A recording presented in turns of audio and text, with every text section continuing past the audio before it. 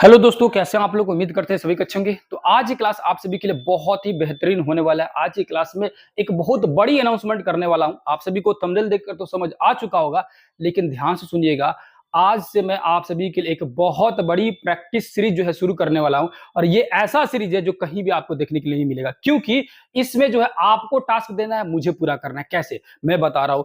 मैं जैसे यहाँ पर देखिएगा, छठा क्लास से लेकर छठा, सातवां, आठवां, नौवां, 10वां, 11, 12 जितना तक भी दिया है भूगोल के बारे में या ज्योग्राफी के बारे में, जहां भी दिया गया है, हर एक चैप्टर का एमसीक्यू ऑब्जेक्टिव जो है आप सभी को प्रैक्टिस कराने वाला हूं बहुत तगड़े रूप से। उसी तरह इतिहास के चलेगा, उसी तरह और भी सब्जेक्ट का धीरे धीरे एक एक करके आएगा। फिलहाल आपको ज्योग्राफी शुरू हो चुका है, कंटिन्यू देखना है। इसमें करूंगा क्या मैं, जैसे पहला चैप्टर है छठा क्लास का, पहला चैप्टर है सौर मंडल। इस चैप्टर से रिलेटेड जो है कम से कम 100 से 150 क्वेश्चन देखने के लिए मिलेंगे, या उससे अधिक भी मिल जाएंगे। इतना क्वेश्चन प्रैक्टिस कराना है जो इस चैप्टर से रिलेटेड जितना भी बन जाए, या इस टॉपिक से रिलेटेड जितना भी क्वेश्चन बन जाए। आज तक जितनी भी क्वेश्चन पूछी गई हो, आज तक जितनी भी इस टॉपिक से क्वेश्चन बनी हो, या मैं बना सकता हूं, सारे क्वेश्चन को डील कराऊंगा, चाहे किसी भी किताब में दिया हो। मैं जो है एक चैप्टर से कम 100 से 150 क्वेश्चन कराऊंगा। उसके बाद आपको लगेगा कि नहीं, मेरे पास सर एक ऐसा किताब है जिसमें आप जो कराए ना, उसके अलावा भी कुछ क्वेश्चन, 10-12 क्वेश्चन है जो आप नहीं बताए। आप क्या कीजिएगा, फटाक से मेरे पास क्या कीजिएगा, उस समय मेरा मोबाइल नंबर है 9905555018। इस नंबर पर क्या कीजिएगा, व्हाट्सएप कीजिएगा, फोटो खींचकर कहिएगा कि सर इसको जो है अगले दिन पढ़ा दीजिए। अगला दिन उसी टॉपिक को मैं पढ़ा दूंगा जो क्वेश्चन आप भेजेंगे। यानी कि किसी भी टॉपिक से रिलेटेड एक भी क्वेश्चन नहीं छोड़ना है। इजी, मॉडरेट, हार्ड, सारे क्वेश्चन को डील करना है। समझ जाइए कि कंप्लीट आपकी जो है एक तरह से एमसीक्यू ऑब्जेक्टिव का प्रैक्टिस सेट चलने वाला है, ज्योग्राफी का, भूगोल का। उसी तरह धीरे धीरे सारे आर्ट्स वाले सब्जेक्ट आएंगे। आप सभी को हर एक पॉइंट टू पॉइंट पढ़ाने वाला, कुछ भी नहीं छोड़ूंगा। आपके पास है क्वेश्चन, भेजिए मेरे पास। मैं जितना क्वेश्चन कराऊंगा, हो सकता है कि जो 150-200 क्वेश्चन कराऊंगा प्रत्येक टॉपिक का, हो सकता है कि उसी में आपका कंप्लीट हो जाए। लेकिन आपको लग रहा है नहीं, इससे भी ज्यादा मेरे पास है, जितना आप बता दिए हैं उसके अलावा भी कुछ छूट रहा है, तो मेरे पास भेजिए, मैं कराऊंगा। शुरू करते हैं हम लोग टॉपिक को। आज टॉपिक देखिएगा, आज का इजी रहेगा, धीरे धीरे आपको हार्ड मिलते रहेंगे और पूरी टॉपिक कंप्लीट होगी। ठीक है, आप लोग कंप्लीट कीजिएगा। आते लो, यहाँ पर आइएगा, नीचे आइएगा। तो आज से शुरू करने चलो छठा क्लास से लेकर, और जब तक एग्जाम ना हो जाए तब तक ये कहानी आपकी चलती रहेगी। तब तक आप लोगों को प्रैक्टिस कराते रहूंगा, एक दिन भी मिस नहीं होगा, कंटिन्यू आते रहेगा। ठीक है, आगे आ जाइए, यहाँ आइएगा, यहाँ देखिए पहला नंबर क्वेश्चन से शुरू करेंगे लोग। क्वेश्चन नंबर 1 देखिएगा आप। पहला जो क्वेश्चन दिख रहा है क्या है, किस ग्रह पर जीवन मौजूद है। किस ग्रह पर जीवन मौजूद है, तो पृथ्वी एकमात्र ग्रह है जिसपे क्या है, जीवन मौजूद है। कारण क्या है कि पृथ्वी पर ही जल है, बाकी किसी ग्रह पर जल नहीं है। बाकी किसी भी ग्रह पर जल नहीं है, याद रखिएगा। पृथ्वी एकमात्र ऐसा ग्रह है जहां जल है, और जहां जल है वहीं ही जीवन है।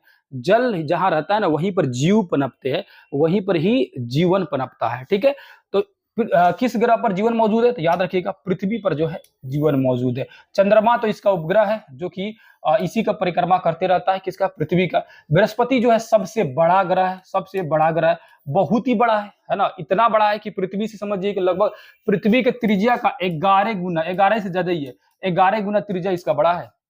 त्रिज्या माने क्या होता है, आप सभी जानते हैं कि ये गोला हो गया। गोले का जो बीच वाला भाग ये जो होता है, इसको त्रिज्या बोलते हैं, ये त्रिज्या बोलते हैं। पूरा कर देंगे तो व्यास बोलेंगे। ठीक है, आगे आ जाइए, अगला क्वेश्चन देखते हैं लो। यहाँ जी, वह खगोलीय पिंड जिसके पास अपनी प्रकाश और उष्मा होती उसे क्या कहते हैं। यानी कि कोई खगोलीय पिंड, खगोलीय पिंड पहले किसे कहते हैं, आसमान में मौजूद सभी प्राकृतिक चीजें, जैसे कि चंद्रमा, जैसे कि समझिए ग्रह, उपग्रह, तारे, सूर्य, ये सभी खगोलीय पिंड कहलाते हैं। अब इस सभी खगोलीय पिंड में किसके पास अपनी उष्मा, अपनी ऊर्जा है, तो किसके पास है, याद रखिएगा वो हो जाएगा तारा, सितारा या तारा हो जाएगा। इसके पास अपनी उष्मा, अपनी ऊर्जा है, इसके पास अपनी उष्मा। अब इसके पास अपनी उष्मा या ऊर्जा कहां से आती है, इन तारों के पास दो गो गैस है, एक गैस है हाइड्रोजन, दूसरा गैस है हीलियम। हाइड्रोजन जो है ना ज्यादा है, हाइड्रोजन क्या है, ज्यादा है, कहा जाए तो 70% से अधिक है। क्या है, 70% से अधिक है। बाकी जो बच गए वो हीलियम है, बाकी जो बच गए क्या है, हीलियम है, और कुछ धूल कण होते हैं। ये दोनों जो होता है ना, हाइड्रोजन जो होता है ना, हीलियम में बदलते रहता है। इसी प्रक्रिया को नाभिकीय संलयन प्रक्रिया कहा जाता है। इसके कारण इस कन्वर्ट होने के कारण क्या होता है, ऊर्जा बनते रहता है, ऊर्जा जो होता है निकलते रहता है, उष्मा निकलते रहता है, ठीक, उष्मा उत्सर्जित होते रहता है। इसको क्या कहते हैं, इसी से क्या होता है, इसी से इसका उष्मा और इसी से इसका प्रकाश हमें मिलते रहता है। इसी से क्या होता है, इसी से तारों का प्रकाश और उष्मा बनते रहता है। इसीलिए कहा जाता है कि एकमात्र खगोलीय पिंड ये लोग हैं जिनके पास क्या है, उष्मा और ऊर्जा है। ऑप्शन नंबर के हिसाब से ऑप्शन नंबर ए आपका बिल्कुल ही सही हो जाएगा। दूसरा यहां लिखा हुआ, दूसरा लिखा हुआ ग्रह। ग्रह तो पता है कि 8 ग्रह है, आप सभी जानते हैं। एक एक ग्रह के बारे में डिटेल से समझेंगे लोग। आकाशगंगा, आकाशगंगा क्या है, तो लगभग 100 अरब तारों के समूह, या समझिए कि असंख्य तारों का ग्रुप। जैसे सिंपल समझिए, ये क्या हो गया भैया, ये क्या हो गया, तारा हो गया। ये क्या हो गया भैया, ये तारा हो गया। क्या हो गया भैया, ये तारा हो गया। क्या है भैया, ये तारा है, ठीक है, ये तारे हैं, ठीक है, ये सब क्या है, तारे हैं। ऐसे ऐसे तारों जो है, ऐसे ऐसे तारों का बहुत सारे ग्रुप है, बहुत सारे क्या है, ग्रुप है। ऐसे ऐसे तारों का ग्रुप है, क्या है, तारों का ग्रुप है। इन तारों के ग्रुप को क्या कहते हैं, इन तारों ग्रुप को बोलते हैं आकाशगंगा। क्या कहते हैं भैया, आकाशगंगा कहते हैं। क्या कहते हैं, आकाशगंगा। और ऐसे ऐसे आकाशगंगा ब्रह्मांड में बहुत सारे है। जैसे ये भी आकाशगंगा है, ये भी आकाशगंगा है, ये भी आकाशगंगा है, ये भी आकाशगंगा है। आकाशगंगा ब्रह्मांड में सिर्फ आकाशगंगा ही 100 अरब से अधिक है, और एक आकाशगंगा में 100 अरब से ज्यादा तारे हैं। समझ रहे ना। अब हमारी आकाशगंगा में यहां जो एक तारा है, ये तारा, इस तारे का नाम है सूर्य। क्या नाम है, सूर्य। और इस सूर्य के चारों तरफ जो है 8 गो ग्रह ऐसे चक्कर लगा रहा है, सूर्य के चारों तरफ, है ना। इस 100 अरब तारों में एक तारा सूरज, उस सूरज के चारों तरफ लगा रहा है ग्रह चक्कर। इस इतना दूर के एरिया को बोलते हैं हम लोग सौर मंडल। यानी सूरज और उसके आसपास के एरिया को, यानी सूरज अकेले तारा है ना, सूरज अकेले तारा, सूरज क्या भैया, सूरज अकेले तारा, और उसके आसपास के जो जितने भी ग्रह है वो क्या है ना, वो यानी कि सूरज अकेले तारा है, ये सूरज अकेले तारा हो गया। और इसके आसपास के जितने भी ग्रह है, इन सभी ग्रुप को सौर मंडल कहा जाता है। और इस सूरज के तरह 100 अरब और तारे हैं एकमात्र आकाशगंगा में। ऐसे ऐसे आकाशगंगा बहुत सारे। इस आकाशगंगा का नाम है, जिसमें हमारा सौरमंडल है, इसका नाम है क्या भैया, मंदाकिनी। क्या नाम है भैया, मंदाकिनी, ठीक है, मंदाकिनी। या इंग्लिश में बोलते हैं मिल्की वे। क्या बोलते हैं भैया, मिल्की वे, ठीक है, मिल्की वे इसी का नाम है, मिल्की वे, ठीक है, मिल्की वे नाम है, याद रखिएगा, मंदाकिनी। अब इस आकाशगंगा के बगल में जो दूसरा आकाशगंगा, जो सबसे नजदीक, जैसे ई दिख रहा है, तो ई वाला आकाशगंगा का नाम है क्या, देवयानी। क्या नाम है भैया, दूसरी आकाशगंगा, हमारी आकाशगंगा से नजदीक दूसरी आकाशगंगा का नाम है देवयानी, याद रखिएगा। आगे आइए, तारामंडल क्या होता है, तारों के ग्रुप जो एक अलग डिजाइन बनाते हैं, एक अलग डिजाइन बनाते हैं। जैसे आपने देखा होगा इस तरह का डिजाइन, इस तरह का डिजाइन देखे होंगे आप सभी, इस तरह का डिजाइन, इस तरह का देखे होंगे। ये जो डिजाइन है आप सभी कहीं ना कहीं, आप सभी जो देखे होंगे, क्या देखे होंगे, ये जो डिजाइन है कहीं ना कहीं आपको देखने के लिए मिला होगा, ठीक है। ये जो डिजाइन है आप सभी को देखने के लिए मिला होगा, है ना। कितना हो गया भैया, यहाँ देखिए, एक, है ना, एक तारा, ठीक है। क्या हो गया भैया, एक तारा, है ना, 2 तारा, 3 तारा, इसके बाद 4 तारा, 5 तारा, 6 तारा, और ये आ गया 7 तारा। 7 तारों का ग्रुप, 7 तारों का ग्रुप, 7 तारों का ग्रुप क्या कहलाता है भैया, इसको कहते हैं लोग सप्तर्षि तारा। सप्तर्षि तारा क्या बोलते हैं भैया, सप्तर्षि तारा, है ना। इन सभी तारों को ऋषि मुनियों के नाम पर रखा, ऋतु, पुला, पुलस्त्य, अर्षा, ये सब जो है ऋषि मुनियों के नाम पर इन सभी तारों का नाम रखा है। जिसमें ये 2 तारे जो है ना, ये 2 तारे ऋषि और पुला, ऋषि और पुला, ये तारों के ठीक सामने सीधा आएंगे तो ऊपर एगो मिलेगा तारा, एक और तारा मिलेगा। यहाँ पर ठीक सामने इसके ऊपर में आएंगे, यहाँ ऊपर में आएंगे तो यहाँ एक और तारा मिलेगा आप देखने के लिए। इसको बोलते हैं ध्रुव तारा। क्या बोलते हैं भैया, ध्रुव तारा। क्या बोलते हैं, ध्रुव तारा, जो कि उत्तर दिशा को बताता है, उत्तर दिशा को बताता है, उत्तर दिशा को बताता है। यानी सप्तर्षि तारों में से लास्ट 2 तारों को मिलाने वाली सीधी रेखा, मिलाने वाली सीधी रेखा जो सीधे जाके ऊपर जाएगी, तो उसी सामने हमको ध्रुव तारा दिखेगा जो उत्तर दिशा को बताता है, याद रखिएगा, ठीक है, समझ आ गया। अब इस तरह तारों के ग्रुप को, जैसे सप्तर्षि है, अर्सा मेयर है, बिग बियर है, ये सब तारा मंडल का नाम है। टोटल तारा मंडल 89 तारा मंडल है, याद रखिएगा, ठीक है। नक्षत्र जो होता है, नक्षत्र ये 27 गो होता है, ठीक है। राशियों की संख्या 12 गो होता है, याद रखिएगा। आगे जी, अगला क्वेश्चन देखते लो। यहाँ जी, यहाँ लिखा है सूर्यास्त के बाद रात में आकाश जो होता है किससे भरा होता है। यानी सूर्यास्त, सूरज जो है डूब रहा है, सूर्यास्त के समय में, सूर्य अस्त हो रहा है, उस समय जो है क्या होता है, आकाश कितने तारों, आकाश किससे भरा होता है, मतलब आकाश का जो है कलर किस तरह दिखता है? चमकीला दिखता है, मंद मंद हल्का हल्का चमकीला दिखता है, यानी ऑप्शन नंबर सी, यानी कि ग नंबर आपका बिल्कुल ही सही हो जाएगा, याद रखिएगा। अगला आते लो, पृथ्वी पर सबसे निकट का तारा कौन सा है? याद रखिएगा, दो तरह क्वेश्चन पूछता है इसमें, दो तरह क्वेश्चन पूछता है। पृथ्वी के निकट सबसे तारा कौन सा है? तो याद रखिएगा पृथ्वी के निकट सूरज है, लेकिन क्वेश्चन पूछेगा पृथ्वी के सबसे निकट सूर्य के अलावा, है ना, यहां लिख दे सूर्य के अलावा, सूर्य के अलावा, सूर्य के अलावा, अलावा अलावा सूर्य के अलावा कौन सा तारा है? सूर्य के अलावा जो है कौन सा, है ना, कौन सा, है ना, मतलब तारा कौन सा है, कौन सा तारा है, ठीक है, सूर्य के अलावा कौन सा तारा है, तब का कहिएगा। पृथ्वी के निकट का तारा जो है तो ये तो सूरज है, अभी जस्ट बताया कि सूरज भी एक तारा है, लेकिन सूरज को हटा दे, दूसरा पूछे, दूसरा कौन नजदीक है पृथ्वी से, दूसरा कौन नजदीक है, ठीक है, तो दूसरा जो है आपको तो पता है कम से कम, जो सूरज है ना अपना, जो सूरज है यानी कि जो सन है, ये सन जो है यानी क्या है भैया, ये जो सन है, ये सूरज जो है, ये तो सूरज जो है पृथ्वी से कितना दूर है, तो 15 करोड़ किलोमीटर दूर है, ये सभी आप जानते हैं कि सन जो है पृथ्वी से कितना दूर है, ये मान के चलिए अपना पृथ्वी हो गया, अर्थ हो गया, इससे जो है दूर कितना है, तो 15 करोड़ किलोमीटर माना जाता है on average, 15 crore kilometre, 15 crore kilometre जो है पृथ्वी और सूरज के बीच में है। लेकिन दूसरा कह रहा है, दूसरा इससे इसी की तरह यहां पर मान के चलिए, दूसरा जो है, ये जो है दूसरा जो तारा है, दूसरा तारा, क्योंकि ये भी तारा है, ये भी तारा है ना, उसका नाम रख दिलो हम लोग सूरज, इसका नाम नहीं रखे लो, इसका भी नाम रखे लो, बता रहे हैं क्या नाम है। अब दूसरा जो तारा ये, यानी इसके बाद दूसरा सबसे नजदीक कौन सा है, यानी इसके बाद और दूर दूर है सब, ये जो तारा है इस तारे का नाम है क्या, तो याद रखिएगा प्रोक्सिमा सेंचुरी, क्या भैया, प्रोक्सिमा सेंचुरी, प्रोक्सिमा सेंचुरी, क्या नाम भैया, प्रोक्सिमा सेंचुरी, ठीक है, सेंचुरी, कितना दूर है, 4 वर्ष, 4.2 प्रकाश वर्ष, 4.2 प्रकाश वर्ष, कितना भैया, 4.2 प्रकाश वर्ष दूर है, कहीं कहीं 4.2 ना देखिए 4.4 भी देता है, कहीं कहीं खड़े सिर्फ 4 प्रकाश वर्ष दे देता है, यानी यहां से यहां आने में 4 प्रकाश वर्ष यानी लाइट ईयर लग जाएगा, 4 लाइट ईयर आपको लग जाएगा यहां से यहां आने में, इतना दूर है, बुझा गया आपको। दूसरा तारा, अगला जी, अगला यहाँ लिखा है कि चंद्रमा, चंद्रमा तो पृथ्वी का उपग्रह है जो 27 दिन, लगभग 27 दिन 8 घंटा में पूरा एक चक्कर पूरा लगाता है। चंद्रमा क्या होता है ना, एक चक्कर पूरा लगाना पृथ्वी का और अपने जगह पर घूर्णन करना, दोनों एक ही समय में होता है, ये आप लोग को थ्योरी क्लास में डिटेल से पढ़ा है, आप सभी जानते हैं ना, जो लोग बैच में पढ़ रहे हैं वहां पर बहुत डिटेल से सारी चीजें बताया हूँ। उसके बाद शुक्र को मैं क्या बताया था, शुक्र बताया कि सबसे गर्म ग्रह है, कारण क्या बताया था कि CO2 गैस की यहाँ पर अधिकता है, CO2 गैस सबसे ज्यादा पाया जाता है शुक्र ग्रह पर, इसी कारण ये जो पूरा वायुमंडल जो होता है ना गर्म रहता है, किसका, शुक्र का। बुध हालांकि सबसे नजदीक है सूर्य के, लेकिन दिन के समय में ज्यादा गर्म होता है बुध, लेकिन रात के समय में ठंडा पड़ जाता है, बहुत ठंडा नहीं लेकिन ठंडा पड़ जाता है। वही शुक्र जो है ना दिन के समय में भी गर्म बहुत ज्यादा रहता है और रात में भी गर्म बहुत भयानक रहता है। रात में गर्म रहने के कारण क्या है, इसके चारों तरफ है CO2 गैस की अधिकता, और CO2 गैस जो होता है भारी गैस होता है, सूरज की गर्मी को रोक लेता है, इसीलिए दिन और रात दोनों समय गर्मी रहता है, इसीलिए सबसे गर्म ग्रह कहा जाता है शुक्र को। शुक्र को पृथ्वी का बहन, पृथ्वी की जुड़वा भी कहा जाता है। सूर्य को बता ही दिए, सूर्य जो है इससे सौर मंडल का मुखिया है, 15 करोड़ किलोमीटर दूर है पृथ्वी से।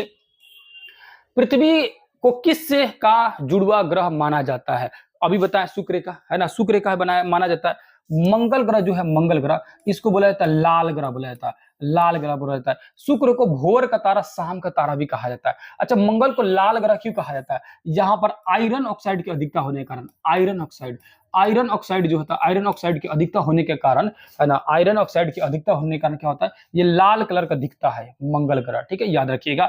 और साथ ही साथ यहाँ पर CH4 यानी मीथेन गैस की भी अधिकता है मंगल ग्रह पर। शुक्र पर क्या भैया, CO2 गैस की अधिकता है। पृथ्वी का जुड़वा ग्रह कहा जाता है, पृथ्वी के बहन कहा जाता है। भोर का तारा, शाम का तारा इसी को कहा जाता है, यानी शाम और भोर का तारा जो है यही है, ठीक है, शाम और भोर का तारा यही है, ठीक है, याद रखिएगा। बुध जो है सबसे छोटा उपग्रह है, सॉरी सबसे छोटा ग्रह है और सबसे पहला ग्रह है, सबसे सौर मंडल में सबसे पहला ग्रह और सबसे छोटा ग्रह, समझे ना। 88 दिन में सूरज का चक्कर मार लेता है, बहुत तेजी से घूम जाता है, ठीक है। उसके बाद बृहस्पति जो है सबसे बड़ा, ये सबसे छोटा और ये सबसे बड़ा, बहुत ही बड़ा होता है, अभी जस्ट बताया कितना बड़ा होता है, लेकिन ये जो है ना घूर्णन बहुत तेजी करता है, घूर्णन बहुत तेजी करता है, घूर्णन बहुत तेजी करता है। सबसे तेज घूर्णन बृहस्पति का और सबसे धीरे घूर्णन शुक्र का। शुक्र को कोढ़िया ग्रह भी कहा जाता है। मतलब क्या है ना, चक्कर पहले लगा लेता है। चक्कर क्या कर लेता है, पहले लगा लेता है। चक्कर लगाने में 225 दिन लगाता है ना। सूरज का चक्कर लगाने में कितना, शुक्र जो होता है सूरज के चक्कर लगाने में कितना समय लगता है, 225 दिन। अपने जगह पर घूमने में पता है कितना समय लगता है, 243 दिन। जगह पर घूमने में 243 दिन, यानी कि वहां दिन और रात 243 दिन के बराबर होता है पृथ्वी के हिसाब से। और साल जो होता है 225 दिन, यानी कि एक साल पहले ही पूरा हो जाता है और दिन और रात कुछ दिन बाद पूरा होता है। यानी एक दिन बीतने में उसके एक साल हो जाता है। कभी क्वेश्चन पूछता है एक दिन एक साल के बराबर जो है निम्न में से किस खगोलीय पिंड पर एक दिन एक रात के बराबर होता है, किस पे होता है बताइए तो। निम्न में से किस खगोलीय पिंड पर एक दिन एक रात के बराबर होता है, किस पे होता है, किस पे, याद रखिएगा किस पे होता है, तो वो होता है शुक्र प्लस चंद्रमा पर होता है। सिर्फ शुक्र नहीं, आंसर क्या होगा, शुक्र नहीं चंद्रमा भी अपने जगह पर घूर्णन और परिक्रमा में एक ही समय पर करता है। ठीक उसी तरह है ना, लगभग मान के चले तो 2-4-5 दिन इधर कर दे तो चंद्रमा का तो पूरा होता है। शुक्र को मान लिया जाए 10-12 दिन इधर उधर, तो समझ आ गया आप लोग को। आगे आ जाइए, और भी क्वेश्चन आएंगे, धीरे धीरे बताया जाएगा। यहाँ आ जाइए, यहाँ लिखा शुक्र ग्रह सूर्य के चारों ओर परिक्रमा पूरा करने में कितना समय लगता है, अभी जस्ट बताया कितना समय लगता है, 225 दिन। 225 दिन, इनमें से कोई नहीं होगा। 225 दिन, 55 नहीं दिन, 225 दिन होता है परिक्रमा और 243 दिन में घूर्णन। घूर्णन मन होता है अपने जगह पर घूमना और परिक्रमण होता है सूरज की परिक्रमा करना। और इसको बहुत डिटेल वे से आप लोग क्लास में हम समझाते हैं, आप सभी जानते हैं, खूब अच्छे से जानते होंगे। यहाँ जी, शनि ग्रह के चंद्रमाओं की संख्या कितनी होती है। शनि ग्रह का जो चंद्रमा जो है ना, शनि ग्रह का चंद्रमा मतलब शनि ग्रह के उपग्रह, वर्तमान समय में तो उपग्रह बहुत सारे खोजे जा चुके हैं, लगभग 80 से ज्यादा है। कहीं कहीं किताबों में 100 देगा, कहीं कहीं किताबों में 105 देगा, लेकिन बिहार बोर्ड की किताबों के हिसाब से शनि के जो है 62 गो है, क्या है, उपग्रह है। कितना है भैया, 62 उपग्रह। इसमें से टाइटन याद रखिएगा, जो शनि का उपग्रह है, क्या है, टाइटन। टाइटन जो है किसका उपग्रह है, तो शनि का उपग्रह है, याद रखिएगा, ठीक है, याद रखिएगा। शनि का उपग्रह जो है क्या है भैया, तो इसमें कार्य कितने, 30 से अधिक हो जाएगा। कितना, 30 से अधिक। 27 जो है ना, ये यूरेनस का है, अरुण का है, ठीक है। यूरेनस का जो है ये 27 गो उपग्रह है, याद रखिएगा। उसके बाद देखेंगे बृहस्पति का जो है ना वो 63 गो है, याद रखिएगा। बृहस्पति कितना है, 63 गो, याद रखिएगा। सबसे ज्यादा उपग्रह जो है बृहस्पति का है, हालांकि बीच बीच में शनि का ज्यादा हो जाता है कभी कभी, मतलब जैसे जैसे खोज होता है वैसे वैसे बता रहा हूं, ठीक है, बस इतना याद रखिएगा। और क्या दिया, अगला क्वेश्चन है जी, जो नदियां एक बड़ी नदियों में मिल जाती है उसे क्या कहते हैं। ये दूसरा टॉपिक में घुस गया है क्वेश्चन, टाइपराइटर जो है। खैर इसको बता दे रहा हूं, ये सौर मंडल से हट के जो नदियां एक बड़ी नदी में, यानी एक नदी जा रही है बड़ी नदी, मान के लिए है गंगा नदी। गंगा नदी जो कि कहां से निकलती है, कहां से निकलती है, गंगोत्री से निकलती है। गंगोत्री कहां भैया, गंगोत्री है उत्तराखंड में, ठीक है, गंगोत्री से निकलती है। और इस गंगोत्री से निकल के गंगा जो है गंगोत्री से निकलती है, तो गंगा एक्चुअली में गंगोत्री से नहीं, ये निकलता है इधर से भागीरथी, इधर से आता है अलकनंदा। भागीरथी और अलकनंदा, ये हो गया अलकनंदा और ये हो गया भागीरथी। दोनों आके जैसे मिलता है लो, दोनों आके जहां मिलता है लो, दोनों जहां कहां मिलता है लो, तो याद रखिएगा ये दोनों जाके मिलता है लो हरिद्वार में, ठीक है। यहाँ पर जहां मिलता है लो, ठीक है, यहाँ पर जहां मिलता है लो, इस जगह इसका नाम पड़ जाता है गंगा। गंगा क्या नाम पड़ जाता है, गंगा। और यहीं से गंगा बन के जो है हरिद्वार में जो है मैदानी भाग में यानी फील्ड में उतरती है गंगा, मैदानी भाग में। और वहां से जो है, वहां से ये बहते हुए उत्तराखंड यूपी, यानी उत्तराखंड यूपी बिहार के बाद वेस्ट बंगाल, पश्चिम बंगाल के बाद जो है अंदर बंगाल की खाड़ी, यानी कि बंगाल की खाड़ी में बांग्लादेश होते हुए बंगाल की खाड़ी में विलीन हो जाती है। टोटल जो दूरी तय करती है 2525 किलोमीटर दूरी तय करती है गंगा नदी। और बिहार में जो इसकी लंबाई जो है कितना है, तो 445 किलोमीटर है खाली बिहार में गंगा नदी का, ये बिहार में खाली, ठीक है, याद रखिएगा। अब इस गंगा नदी में यहीं से बगल से नदी निकलती है यमुनोत्री से, एक दूसरी ग्लेशियर है यमुनोत्री, यहां से एक नदी निकलती है यमुना नदी, जो आके गंगा में मिलती है इलाहाबाद में, ठीक है। यमुना नदी आके मिलती है गंगा से, तो ये जो मिलती है आके यही कहलाएगा सहायक नदी, यमुना नदी। यमुना नदी क्या है, एक सहायक नदी किसकी, गंगा की। तो देखिए दो नदी आके मिली, जिसमें जो बड़ी रहती है ना, बड़ी, उसी को बोला जाता है मुख्य नदी, और जो छोटा रहता है उसको सहायक नदी कहा जाता है, ठीक है। और कभी कभार क्या होता है, दोनों एक समान, जैसे भागीरथी अलकनंदा दोनों के साइज एक समान हो जाता है, तब उसका तीसरा नाम रख दिया जाता है। यानी दोनों आके मिला लो, जो बड़ा है उसी का नाम रहेगा और जो छोटा है उसकी सहायक कहलाएगी। लेकिन दोनों बराबर है तब कहेंगे, दोनों जब बराबर हो जाएगा ना तो एक नया नाम रख देंगे, ठीक है। आगे चलिए, और ये यमुना जो है किसकी, गंगा के सहायक है। यमुना का भी सहायक नदी आएगी यहाँ, चंबल, केन, बेतवा, बहुत सारी नदियां है। टॉपिक आएगा नदी वाला ना तो उसको एकदम डिटेल से समझाएंगे। बस समझिए कि सहायक नदी जो होती है ना, बड़ी नदियों की जो आके मिलती है उसको सहायक नदी कहा जाता है। अगला क्वेश्चन आ जाइए, सूर्य और पृथ्वी की लगभग दूरी कितनी है? अभी जस्ट बताया, सूरज और पृथ्वी के बीच की लगभग दूरी होता है 15 करोड़ किलोमीटर होता है। ये क्या है, यहां समझिए, यहां समझिए। ये हो गया अपना, क्या हो गया, ये अपना हो गया सूरज हो गया। ये हो गया अपना सूरज, क्या हो गया भैया, ये हो गया अपना सूरज। ये क्या हो गया, अपना सूरज हो गया, ठीक है। ये अपना सूरज हो गया, ठीक है। ये क्या हो गया, ये अपना सूरज हो गया। अब ये सूरज देख रहे हैं आप सभी, और ये हो गया अपना, मान के चले कि ये अर्थ हो गया। क्या हो गया भैया, ये अर्थ हो गया, यानी पृथ्वी हो गया, ठीक है। और ये यहाँ पर जो है, यहाँ पर इसको और दूर कर लीजिए, ये हो गया अपना अर्थ हो गया, ठीक है। और ये जो हो गया, ये भी अपना अर्थ हो गया, ये भी अर्थ हो गया, ठीक है। मतलब कि दो कंडीशन, एक बार जो है अर्थ जो है क्या हुआ कि एक यहाँ पर आया है ना, एक यहाँ पर आया, ठीक है, एक यहाँ पर आया और एक यहाँ पर गया। और कहने का मतलब क्या है कि जब पृथ्वी चक्कर लगाती है तो एक ऐसा कंडीशन होता है जो सबसे नजदीक दूरी रहती है ना, जो सबसे सूरज और पृथ्वी के बीच में सबसे कम दूरी होती है, इसको बोलते हैं न्यूनतम दूरी। क्या बोलते हैं, न्यूनतम दूरी। और इस न्यूनतम दूरी को बोला जाता है उपसौर। क्या बोला जाता है, उपसौर। उपसौर ये घटना होती है 3 जनवरी को। कब होती है, 3 जनवरी को। और सबसे, कभी कभी पृथ्वी घूमते घूमते सबसे अधिक दूरी होती है, सबसे अधिक दूरी होती है पृथ्वी और सूरज के बीच में, सबसे अधिक दूरी होती है। ये इस घटना को बोलते हैं अपसौर। अपसौर क्या बोलते हैं भैया, अपसौर बोलते हैं। ये घटना होती है 4 जुलाई को। कब होता है भैया, 4 जुलाई को होती है। उसके बाद आगे आ जाएंगे तो ये उपसौर और ये अपसौर कहलाता है, याद रखिएगा। बड़ा वाला अपसौर और छोटा वाला उपसौर कहलाता है। अब ये जो अधिकतम जो दूरी होती है ना, ये लगभग 15.2 करोड़ किलोमीटर होता है। और जो न्यूनतम दूरी होती है ना, वो 14 दशमलव समथिंग होता है, ठीक है, 14 दशमलव, ठीक है। उसके बाद 14.7 जो है लगभग करोड़ किलोमीटर होता है। दोनों को ऑन एवरेज 15 करोड़ किलोमीटर मान लिया जाता है, दोनों को ऑन एवरेज 15 करोड़ किलोमीटर मान लिया जाता है। आगे आ जाइए, यहाँ जी, यहाँ लिखा पूर्णिमा की रात को क्या क्या नाम दिया गया है? तो पूर्णिमा की रात जो होती है उसको पूर्णिमा ही कहा जाता है। पूर्णिमा रात माने उजरिया रात। चंद्रमा, आप देखते होंगे चंद्रमा जो होता है 14 दिन तक ऐसे बढ़ते रहता है, 14 दिन तक घटते रहता है, इसीलिए लगभग 28 दिन में उसकी सर्कल पूरा होती है। एक दिन जो होता है पूरी चंद्रमा पूरा दिखता है, पूरा दिखता है ना, उसको पूरा फुल मून बोलेंगे, ठीक है, पूरा दिखेगा, उसी को पूर्णिमा की रात बोलते हैं। और एक दिन चंद्रमा नहीं दिखता है, उसको क्या बोलते हैं, तो उसको अमावस्या की रात बोलते हैं, ठीक है, याद रखिएगा। और कभी कभी क्या होता है, एक महीने में एक ही बार चंद्रमा पूरा दिखेगा, लेकिन किसी किसी महीने में 2 बार दिख जाता है, तब उसको ब्लू मून कहा जाता है। क्या बोला जाता है, ब्लू मून कहा जाता है। आगे जी, आगे समझते लो। सौर मंडल का सबसे बड़ा ग्रह कौन सा है? सौर मंडल का सबसे बड़ा ग्रह जो अभी बताएं कि बृहस्पति है, आपको सबसे बड़ा ग्रह है ना, बहुत ही बड़ा ग्रह है। आगे आइए, शनि जो है ना, शनि ग्रह, ये शनि ग्रह होता है ना, शनि ग्रह, इसके चारों तरफ छल्ले है ना, शनि ग्रह बिहार बोर्ड की किताब में दिया है एकमात्र ग्रह जिसके चारों तरफ छल्ले है, यानी रिंग्स है, रिंग्स है, वो कौन सा ग्रह है, तो शनि है। लेकिन याद रखिएगा है ना, दो तरह ग्रह होता है। एक मान के चलिए ये हो गया सूरज, ठीक है, सूरज हो गया, ठीक है, सूरज हो गया। ये हो गया आपका बुध, बुध के बाद आ गया ये बुध हो गया, बुध के बाद आ गया शुक्र, शुक्र हो गया, शुक्र के बाद आ गया पृथ्वी, पृथ्वी हो गया, ये हो गया मंगल, मंगल हो गया। और बीच में हो गया क्षुद्र ग्रह, क्या हो गया भैया, क्षुद्र ग्रह हो गया। उसके बाद आ जाएगा यहाँ पर बृहस्पति, बृहस्पति के बाद आ जाएगा शनि, शनि के बाद आ जाएगा कौन सा भैया, अरुण, अरुण के बाद आ जाएगा वरुण। ये सभी क्या है, ग्रह है। इन सभी ग्रहों में खासकर बृहस्पति, शनि और अरुण है ना, यानी यूरेनस, ठीक है, इन तीनों ग्रहों में क्या होता है, रिंग्स होते हैं, छल्ले होते हैं।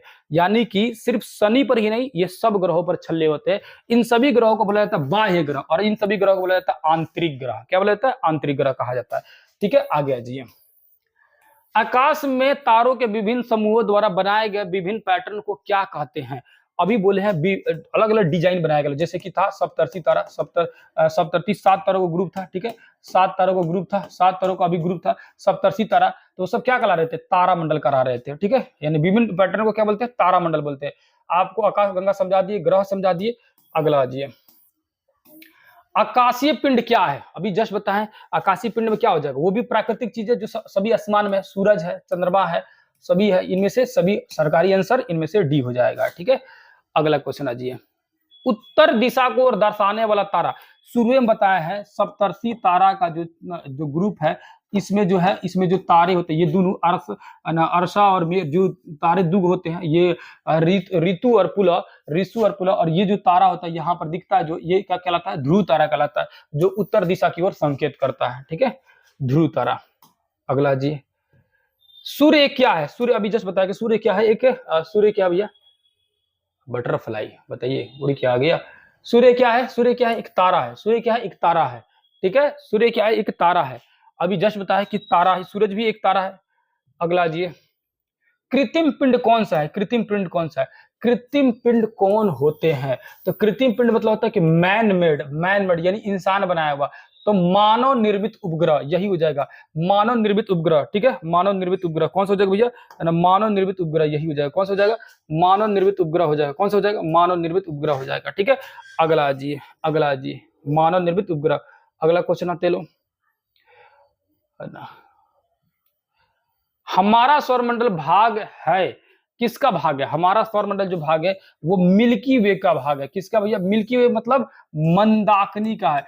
जो आकाश गंगा अपनी है मंदाकिनी, मंदाकिनी इसी का भाग है। कौन सा? हमारा सौरमंडल। अभी जस्ट बताया आप लोग को। दूसरी जो आकाश गंगा है उसको बोला जाता है क्या? देवयानी बोला जाता है। यहाँ लिखा है नक्षत्र मंडल, 27 गो नक्षत्र है, याद रखिएगा। ग्लोब तो पृथ्वी का नमूना है। ग्लोब को क्या बोलते हैं? पृथ्वी का नमूना होता है, नमूना, उसको ग्लोब कहा जाता है। ठीक है, बाकी सारी चीजें तो समझ आ गई। अगला आ जाइए, शनि के बाद सबसे अधिक उपग्रहों की संख्या वाला ग्रह कौन सा है? तो शनि के बाद जो है ना, शनि के बाद, यहाँ कह रहा शनि के बाद, याद रखिएगा बुध का कोई भी उपग्रह नहीं है, क्योंकि इसके उपग्रह को सूरज खा गया, नजदीक होने के कारण खींच लिया। शनि जो है ना, शनि का भी बोले कि 62 गो उपग्रह है।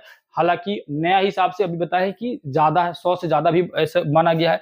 यूरेनस का जो है 27 गो है। मंगल का जो है 2 गो है, डिमोस और फोबोस। डिमोस और फोबोस सबसे छोटा उपग्रह पूरे सौरमंडल का मंगल ग्रह का ही है, डिमोस और फोबोस, जिसमें डिमोस जो है सबसे छोटा है। सबसे बड़ा उपग्रह सौरमंडल का गैनीमेड किसका है? बृहस्पति का है, याद रखिएगा। ठीक है, याद रखिएगा, सबसे बड़ा ग्रह भी और सबसे बड़ा उपग्रह भी उसी के पास है, बृहस्पति के पास में। समझ आ गया? तो कह रहा शनि के बाद यूरेनस हो जाएगा। शनि के बाद कौन सा हो जाएगा? यूरेनस हो जाएगा। अगला जी, चंद्रमा पृथ्वी का एक चक्कर पूरा करने में कितना समय लगता है? चंद्रमा अभी बोले हैं पृथ्वी का चक्कर जो है 27 दिन 8 घंटा, लगभग 27 दिन 6 घंटा कहीं के लिखा रहता है। 27 दिन में एक चक्कर पूरा लगाता है। और उसी एक चक्कर में यानी कि घूर्णन, घूर्णन और प्लस परिक्रमण एक ही समय होता है। घूर्णन बराबर बोला जाए, सबसे बेटर है घूर्णन बराबर परिक्रमण। घूर्णन बराबर परिक्रमण किसका? ये चंद्रमा का। घूर्णन और परिक्रमण एक ही रहता है, सेम रहता है। अगला जी, 365% तो होगा नहीं, 365 दिन पृथ्वी का होता है। हम हमेशा चंद्रमा का एक ही भाग देख पाते। क्यों देख पाते? क्योंकि चंद्रमा जो है अपनी धुरी पर और अब पृथ्वी की परिक्रमा पूरा करने में एक ही समय लेता है। यानी कि चंद्रमा जो है, मान के चलिए जो है, ये यहाँ पर नाम दिख रहा है आप सभी को, मैक्स हब दिख रहा है नाम, मैक्स हब। ठीक है, अब जो है ये अगर ऐसे घूम जाता तब जाकर ना आपको दिखता कि हाँ पीछे में कुछ नहीं है कि नहीं? जब ये जो नाम लिखा है ये मान के चलिए ढका हुआ है, चंद्रमा का जो ये नाम लिखा हुआ है यानी कि ये ढका हुआ है, ये कब दिखेगा? जब ये घूम जाएगा। लेकिन मान के चलिए कि ये घूम ही नहीं पाता। क्यों नहीं घूम पाता?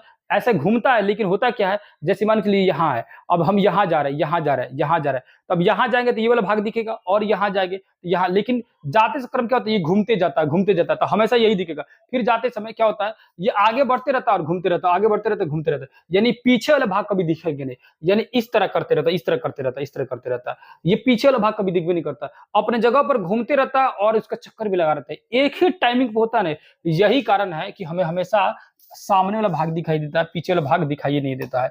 अगला जी, पृथ्वी का उपग्रह निम्न में से कौन सा है? पृथ्वी का उपग्रह जो है आपको पता है चंद्रमा है, एकमात्र उपग्रह चंद्रमा है। बुध का कोई उपग्रह नहीं है। मंगल का 2 को बता दिया, डिमोस और फोबोस। आ गया जी, किस ग्रह का जीवन पाया जाता है? तभी बताया है पृथ्वी एकमात्र ग्रह है जिसपे जीवन पाया जाता है। मंगल को लाल ग्रह, बुध जो है सबसे छोटा ग्रह, सबसे नजदीक का, शुक्र जो है भोर का तारा, शाम का तारा, पृथ्वी के बहन, बहुत सारी चीजें बता दी आपको इसके बारे में। जहां जी, निम्नलिखित में से कौन सा तारा मंडल नहीं है? अब तारा मंडल नहीं है तो बिग बियर तारा मंडल है ना। उसके बाद देखेंगे उर्सा मेयर जो है, ये भी तारा मंडल है। सप्तर्षि भी तारा मंडल है। ध्रुव तारा जो है ना, ये तारा मंडल ना होके सिर्फ तारा है, ध्रुव तारा, जो उत्तर दिशा की ओर संकेत करता है। अगला जी, निम्नलिखित में से कौन सा एक तारा मंडल है? जब भी तारा मंडल आएगा यानी तारों के समूह को तारा मंडल कहा जाता है, और वैसा समूह जो एक विशेष आकृति बनाती हो। ठीक है, जैसे कि अर्सा मेयर विशेष आकृति बनाएगी। उसके बाद से पृथ्वी, प्लूटो, तो ये क्या है? ग्रह था, इसको ग्रहों कैटेगरी में से हटा दिया गया 2006 में, इसको बौना ग्रह कह दिया गया, बौना ग्रह। काहे भाई बौना ग्रह कहा गया? ग्रह का काम होता है, ग्रह की परिभाषा क्या होता है? वो आकाशीय पिंड जो सूरज का चक्कर लगाता है उसको ग्रह कहते हैं, और वो आकाशीय पिंड जो किसी ग्रह का चक्कर लगाता है उसको उपग्रह कहते हैं। तो प्लूटो जो था ना, प्लूटो यानी यम, ये कभी कभी सूरज का चक्कर लगाता था और कभी कभी खिसिया जाता था तो कोनो ग्रह का चक्कर मार के आ जाता था, कहता था उतना दूर का करने जाएगा, ले यही से घूम के आ गए। तो यानी कि ये कभी ग्रह बन जाता था और कभी जो है उपग्रह बन जाता था। तो इस कैटेगरी में वैज्ञानिक कहा लो भाई इसको ग्रह है या उपग्रह है? तो कोई बोला कि ये ना ही ग्रह है ना ही उपग्रह है, ये है बौना ग्रह, यानी कि ये पूरी तरह से कंप्लीट बड़ा भी नहीं हुआ और कंप्लीट यानी कि नहीं बड़ा हुआ नहीं बच्चा रहा, ये बीच में रह गया, यानी कि बौना टाइप का रह गया, इसीलिए इसको बौना ग्रह कहा जाता है, याद रखिएगा। है कि नहीं है? ये 2006 में इसको हटा दिया गया, ग्रहों की कैटेगरी में से निकाल दिया गया। आगे पृथ्वी बता दिए, मंगल ग्रह के बारे में बता ही दिए। आगे आ जाइए, सबसे अधिक पहचाना जाने वाला तारामंडल, यानी एक ऐसा तारे का ग्रुप, एक ऐसी आकृति जो सब लोग जानते हो, सप्तर्षि। आप भी बचपन में आसमान में देखे होंगे, है ना? आप लोग आसमान में रात में गर्मी के दिन में सोते होंगे या टहलते होंगे तो देखिएगा आसमान में आपको दिखेगा ऐसे चम्मच के डिजाइन का दिखता था। हम लोग खूब देखते थे जब स्कूल में पढ़ते थे लोग, तो इस तरह का डिजाइन का हम लोग खूब देखते थे लोग, ये चम्मच के डिजाइन कैसे दिखेगा, ऐसे चम्मच के डिजाइन का, है ना? इसी का जो है ना ये ऐसे दिखेगा, ये इसी के सीधे देखेंगे लोग तो यहाँ पर ध्रुव तारा भी दिखाई देगा। दोनों देखते थे लोग, खूब दिखाई देता था। आप कभी कोशिश कीजिएगा, मौसम साफ रहेगा तो देखिएगा। तो इसमें से कौन सा है? सप्तर्षि हो जाएगा। कौन सा हो जाएगा? सप्तर्षि हो जाएगा। ठीक है, बाकी सारी चीजों के बारे में बता दिए। अगला जी, निम्नलिखित में से कौन सा नौपाषाण स्थल उत्तर प्रदेश में? ये तो इतिहास का क्वेश्चन यहाँ पर डाल दिए हैं भाई साहब, थोड़ा सा ध्यान रखिए टेक्नीशियन साहब, ये कभी कभी कुछ डाल देते हैं। तो ये जो है लिखा हुआ है कि कौन सा नौपाषाण, चलिए बता देते हैं इसको भी। नौपाषाण स्थल कौन सा? निम्नलिखित में से कौन सा नौपाषाण? नौपाषाण जो है कौल्डिवा है, ये यूपी में है। यहाँ पर चावल का सबसे पहले साक्ष्य मिला है। चावल का क्या मिला भैया? साक्ष्य यानी सबूत। चावल का साक्ष्य मिला कहाँ से? कोल्डिवा से। ये आपको 7th क्लास में शायद या 6th क्लास में पढ़ना है इतिहास में, शायद आप लोग को पढ़ा चुके हैं बैच वाले क्लास में, आप लोग को याद होगा। 6ठा क्लास कंप्लीट करा दिए हैं और मतलब चैप्टर उसमें कंप्लीट करा दिए जिसमें बताए थे कोल्डिवा के बारे में। महागढ़ी जो है ये भी यूपी के इलाहाबाद साइड में है। कहा भैया? इलाहाबाद यानी प्रयागराज में। ये भी यहाँ पर भी क्या है भैया? तो गोलाकार घर का यहाँ साक्ष्य मिला है। साथ साथ में जो देखेंगे यहाँ पर महागढ़ी में, तो जो क्या बोलते हैं उसको, घड़ा वगैरह मिला है महागढ़ी से। दोनों ही क्या है? नौपाषाणिक स्थल है, दोनों ही नौपाषाणिक स्थल है। ठीक है, अगला क्वेश्चन आइए, निम्नलिखित में से कौन सा प्राकृतिक उपग्रह है? मतलब प्राकृतिक यानी मानव द्वारा बनाया गया, नहीं सॉरी, प्राकृतिक यानी मानव द्वारा नहीं बनाया गया हो, यानी मैन मेड नहीं हो। तो एकमात्र चंद्रमा दिख रहा है जो कि प्राकृतिक है। बाकी ये यानी कि IRSA ये वाला हो गया, या एजुसेट या इनसेट, ये सभी क्या है? ये सभी जो है मानव निर्मित उपग्रह है। ठीक है सॉरी,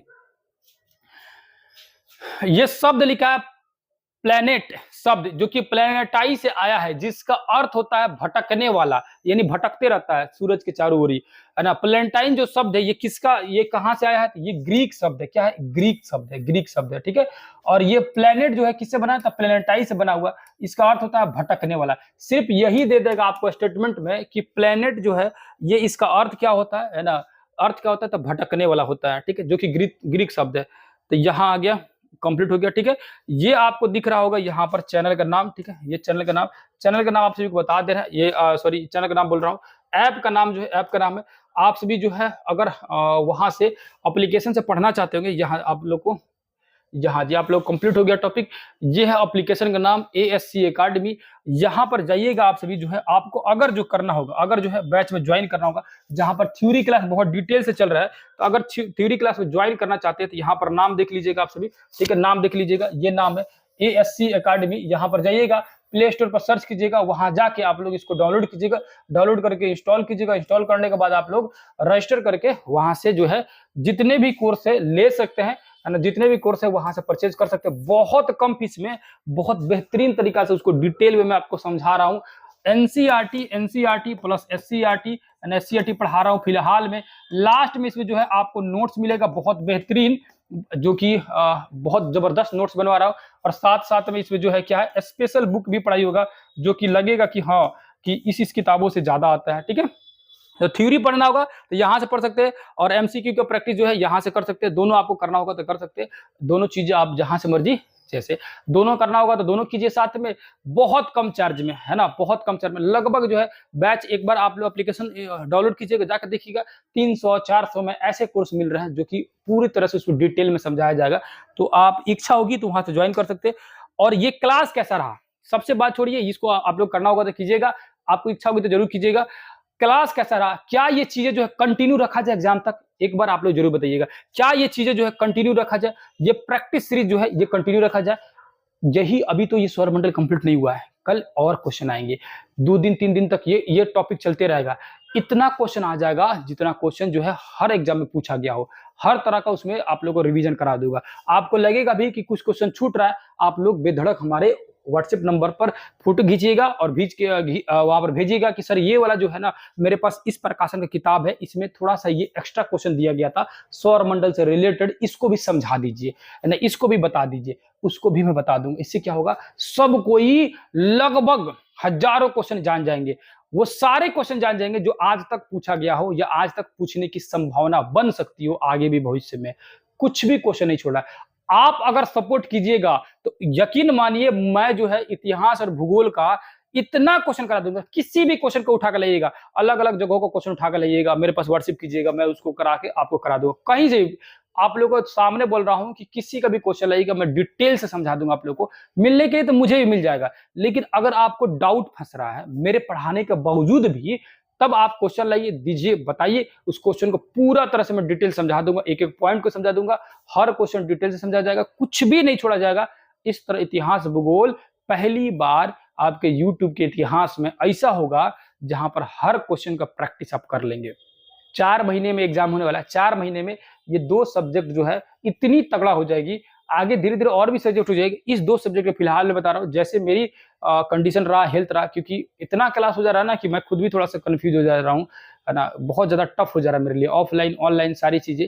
तो यहाँ तक आए होंगे, थोड़ी सी मेहनत देख रहे होंगे, इतना पसीना देख रहे होंगे, हालत मेरी देख रहे होंगे, तो एक बार जो है आप सभी क्या करना है, इसको ज्यादा से ज्यादा बच्चों के पास शेयर कीजिएगा, और जो इच्छा होगी और नए होंगे तो सब्सक्राइब करने का, क्योंकि जल्दी मैं बोलता नहीं हूँ, लेकिन अगर सपोर्ट दिखा रहे हैं तो ज्यादा से ज्यादा बच्चों के पास भेजिए। हमारी भी थोड़ा सा समझिए मजबूरी को, मजबूरी क्या है, मेहनत है, आपको भी करना, हमें भी करना है, ठीक है। तो उम्मीद कर रहा हूँ वीडियो मस्त लग रहा होगा आप लोग को, फिर किसी दूसरी क्लास में मिलेंगे, तब तक के लिए बहुत बहुत धन्यवाद, नमस्कार, अस्सलाम वालेकुम, जय हिंद, जय भारत।